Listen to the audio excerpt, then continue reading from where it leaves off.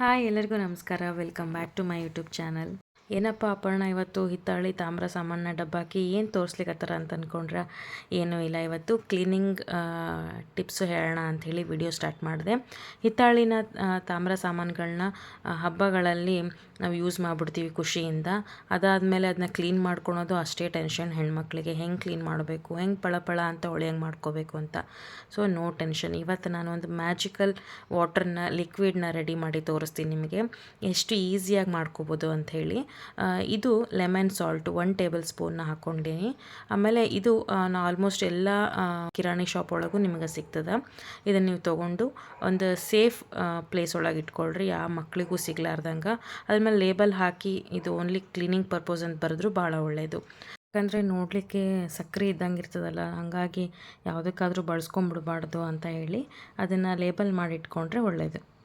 ನಾನು Vim liquid ಬಳಸೀನಿ, ಅಂದರೆ ನೀರು ಮಿಕ್ಸ್ ಮಾಡಿ ಇಟ್ಕೊಂಡಿರೋದಕ್ಕೆ ನಾನು ಸ್ವಲ್ಪ ಜಾಸ್ತಿ ತೊಗೊಂಡಿನಿ. ಇಲ್ಲಾಂದರೆ 1 table spoon liquid, dish washer liquid ಯಾವ್ದು ಯೂಸ್ ಮಾಡ್ತೀರೋ ಅದನ್ನು ಒಂದು 2 ತಮ್ಮಿಗೆ ಅಷ್ಟು ನೀರು ಹಾಕ್ಕೊಂಡು ಚಲೋ ಹೊತ್ನಾಗ ಅದನ್ನು ಕಲಿಸ್ಕೊಂಡು ಇದ್ರೊಳಗೆ ಎಲ್ಲ ಸಾಮಾನುಗಳನ್ನು ಡಿಪ್ ಮಾಡ್ಕೊತ ಬರಬೇಕು.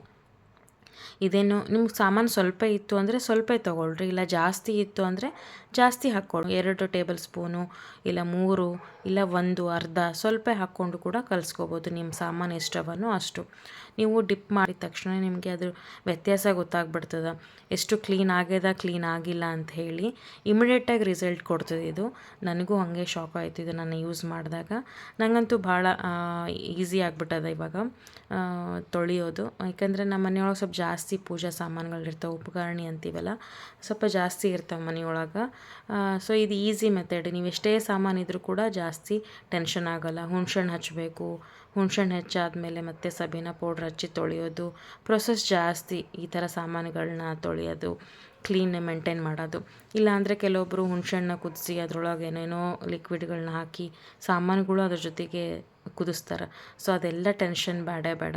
ಈ 2 ಐಟಮ್ ಇತ್ತು ಅಂದರೆ ನಿಮ್ಮ ಮನೆಯೊಳಗೆ ಎಷ್ಟೇ ಸಾಮಾನಿದ್ರೂ ಕೂಡ ಫಟಾಫಟ್ ಅಂಥೇಳಿ ಕ್ಲೀನ್ ಆಗ್ಬಿಡ್ತದೆ. ಆಮೇಲೆ ಕೆಲವೊಬ್ಬರಿಗೆ ಈ ಹುಣ್ಸೆಹಣ್ಣು, ಸಬೀನ, ಈ ಪಿತಾಂಬರಗಳನ್ನೆಲ್ಲ ಯೂಸ್ ಮಾಡಿದಾಗ ಕೈ ಒಂಥರ ಒಡೆದಂಗೆ ಆಗ್ತದಲ್ಲ, ಸ್ಕಿನ್ನೆಲ್ಲ ಪೀಲ್ ಆಗೋದು, ಸುಲಿಯೋದು, ಈ ಥರ ಏನೂ ಆಗಂಗಿಲ್ಲ. ಆಮೇಲೆ ಎಲ್ಲ ಸಾಮಾನು ಈ ಥರ ಎದ್ದು ಇಟ್ಟಾಗ ಇನ್ಸ್ಟೆಂಟ್ಲಿ ನಿಮ್ಗೆ ಅದು ಗೊತ್ತಾಗ್ಬಿಡ್ತದೆ ಡಿಫ್ರೆನ್ಸು, ಎಷ್ಟು ಕ್ಲೀನ್ ಆಗಿದ್ದು ಏನು ಅಂಥೇಳಿ.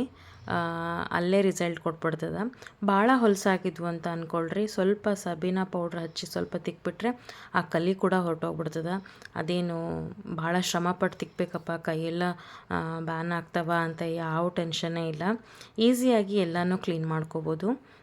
ಬೆಳ್ಳಿ ಸಾಮಾನು ಇದ್ದರೂ ಕೂಡ ಇದೇ ಥರ ಡಿಪ್ ಮಾಡಿ ನಾವು ಕ್ಲೀನ್ ಮಾಡ್ಕೋಬೋದು. ಇವತ್ತು ನನಗೆ ಬೆಳ್ಳಿ ಸಾಮಾನು ಕ್ಲೀನ್ ಮಾಡಲಿಕ್ಕಿರಲಿಲ್ಲ, ಹಾಗಾಗಿ ನಾನು ತೋರಿಸಿಲ್ಲ. ನಾನು ಫಸ್ಟ್ ಟೈಮ್ ಇದನ್ನು ಯೂಸ್ ಮಾಡಿದಾಗ ಬೆಳ್ಳಿ ಸಾಮಾನು ಕೂಡ ನಾನು ಇದ್ರೊಳಗೆ ನೀರೊಳಗೆ ಎದ್ದು ತಿಕ್ಕಿ ಯೂಸ್ ಮಾಡೀನಿ. ಸೊ ಏನೂ ಆಗಿಲ್ಲ, ಎಲ್ಲನೂ ನೀಟಾಗಿ ಕ್ಲೀನ್ ಆಗ್ತದೆ. ಈಗ ಎಣ್ಣೆ ಜಿಡ್ಡಿರುವಂಥ ನೀಲಾಂಜನಗಳು, ಸಮೆಗಳು ಕೂಡ ಇದೇ ಥರ ಹಾಕಿ ಕ್ಲೀನ್ ಮಾಡಿಕೊಳ್ರಿ, ಆವಾಗೂ ಕೂಡ ಕ್ಲೀನಾಗಿ ಹೋಗ್ತವೆ. ಯಾಕಂದರೆ ವಿಮ್ ಲಿಕ್ವಿಡನ್ನು ಜೊತೆಗಿರೋದ್ರಿಂದ ಆ ಜಿಡ್ಡು ಅದೆಲ್ಲ ಎಣ್ಣೆದೆಲ್ಲ ಏನಿರ್ತದೆ ಅದೆಲ್ಲ ಕ್ಲೀನಾಗಿ ಹೋಗ್ತದೆ. ಯೂಶ್ವಲಿ ನಾನು ಕ್ಲೀನ್ ಮಾಡೋಂಗಿಲ್ಲ ದೇವ್ರ ಸಾಮಾನುಗಳನ್ನ, ಯಾಕಂದರೆ ನನ್ನ ಕೈ ಹೊಡಿತವ, ಅಂದರೆ ಒಂಥರ ಸ್ಕಿನ್ನೆಲ್ಲ ಸುಲಿತದಲ್ಲ ಆ ಥರ ಆಗ್ತದೆ. ಹಾಗಾಗಿ ನಾನು ತೊಳೆಯೋಂಗಿಲ್ಲ. ಆದರೆ ಇದನ್ನು ಯೂಸ್ ಮಾಡಿದಾಗಿಂದ ನನಗೇನು ಆ ಥರ ಆಗಿಲ್ಲ, ಯಾವ ಡಿಫ್ರೆನ್ಸ್ ಅನಿಸಿಲ್ಲ. ನಾರ್ಮಲಾಗಿ ಪಾತ್ರೆ ತೊಳೆದಂಗೆ ತೊಳಿಬೋದಲ್ಲ, ಹಾಗಾಗಿ ಈ ಸಲ ನಾನೇ ಕ್ಲೀನ್ ಮಾಡಿದೆ. ಆಮೇಲೆ ನನ್ನ ಕೈ ಕೂಡ ಯಾವುದೇ ರೀತಿಯಿಂದ ಸುಲಿಯೋದಾಗಲಿ ಉರಿಯೋದಾಗಲಿ ಏನೂ ಆಗಿಲ್ಲ. ಸೆನ್ಸಿಟಿವ್ ಸ್ಕಿನ್ನು ಇರ್ತದಲ್ಲ ಅವ್ರು ಕೂಡ ಇದನ್ನು ಯೂಸ್ ಮಾಡ್ಬೋದು. ನಾನು ಜಾಸ್ತಿ ಸಬೀನ ಕೂಡ ಹಚ್ಚಿಲ್ಲ. ಇದೆಲ್ಲ ಆದಮೇಲೆ ಎಲ್ಲ ಮ್ಯಾಜಿಕ್ ಲಿಕ್ವಿಡ್ ಒಳಗೆ ಅದನ್ನೆಲ್ಲ ಎದ್ದು ತೊಳೆದಾದ್ಮೇಲೆ ನಾನು ಜಾಸ್ತಿ ಸಬೀನ ಕೂಡ ಯೂಸ್ ಮಾಡಿಲ್ಲ. ಸ್ವಲ್ಪ ಸಬೀನಾನ ಹಚ್ಚಿ ಎಲ್ಲನೂ ಒಂದೇ ಸಲ ತಿಕ್ಕೊಂಡಾಗ ಕ್ಲೀನಾಗೆ ಎಲ್ಲನೂ ಕಲಿಗಳು ಹೋಗ್ದವು. ನಿಮಗೆ ತೊಳಿಬೇಕಾದ್ರೆ ಆ ಡಿಫ್ರೆನ್ಸ್ ಗೊತ್ತಾಗ್ಬಿಡ್ತದೆ. ಆಗಲೇ ಎಲ್ಲ ಕಲಿಗಳೂ ಒಂಥರ ವಾಶೌಟ್ ಆದಂಗೆ ಅಷ್ಟು ಕ್ಲೀನಾಗಿ ಎಲ್ಲ ಹೋಗ್ಬಿಡ್ತದೆ. ಕಲಿಗಳು ಎಷ್ಟೇ ಕಲಿಗಳಿದ್ರೂ ಕೂಡ ಅಷ್ಟೇ ನೀಟಾಗಿ ಹೋಗ್ತದೆ. ನೀವು ತಿಕ್ಕಬೇಕಾದ್ರೆ ಗೊತ್ತಾಗುತ್ತೆ, ಎಲ್ಲ ಹೋಗ್ಬಿಡ್ತದೆ. ನಾನು ಯಾವುದೂ ಜಾಸ್ತಿ ಪ್ರೆಷರ್ ಹಾಕಿ ಕೂಡ ತಿಕ್ಕಿಲ್ಲ. ನಾರ್ಮಲ್ಲಿ ಪಾತ್ರೆಗಳನ್ನ ತೊಳೆಯೋ ಥರನೇ ಇವನು ತೊಳೆದೀನಿ. ಅಷ್ಟೇ ಫಳ ಅಂತ ಹೇಳಿ ಹೊಳಿತಾವ. ಆಮೇಲೆ ಎಷ್ಟೊಂದು ದಿನ ಕೂಡ ಜಲ್ದಿ ಡಲ್ಲು ಕೂಡ ಆಗಲ್ಲ ಪಾತ್ರೆಗಳು. ಕೆಲವೊಂದು ಸಲ ಜಲ್ದಿ ಡಲ್ ಆಗಿಬಿಡ್ತಾವ 1-2 ದಿನಕ್ಕೇ. ಈ ಥರ ಆ ಥರ ಏನೂ ಆಗಿಲ್ಲ ಇವು. ಇನ್ನೂ 1 ವಾರ ಆದ್ರೂ ಅದೇ ಥರ ಫಳ ಅಂತ ಹೇಳಿ ಹೊಳಿತಾವ. ಇದನ್ನು ನನಗೆ ಯೂಸ್ ಆದಾಗ ಭಾಳ ಹೆಲ್ಪ್ಫುಲ್ ಆಯಿತು. ಹಾಗಾಗಿ ಇದು ನಿಮಗೂ ಯೂಸ್ ಆಗಲಿ ಅಂಥೇಳಿ ನಾನು ಈ ವಿಡಿಯೋನ ಮಾಡಿ ನಿಮ್ಮ ಜೊತೆಗೆ ಶೇರ್ ಮಾಡ್ಕೊಂಡಿನಿ.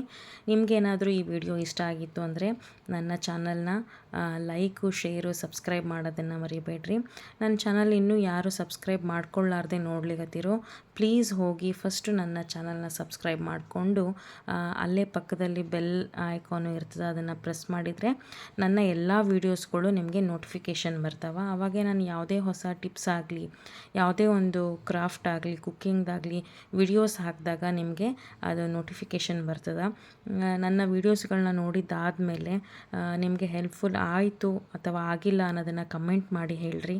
ಇಷ್ಟ ಆಗಿತ್ತು ಅಂದರೆ ಒಂದು ಲೈಕ್ ಕೊಡಿರಿ.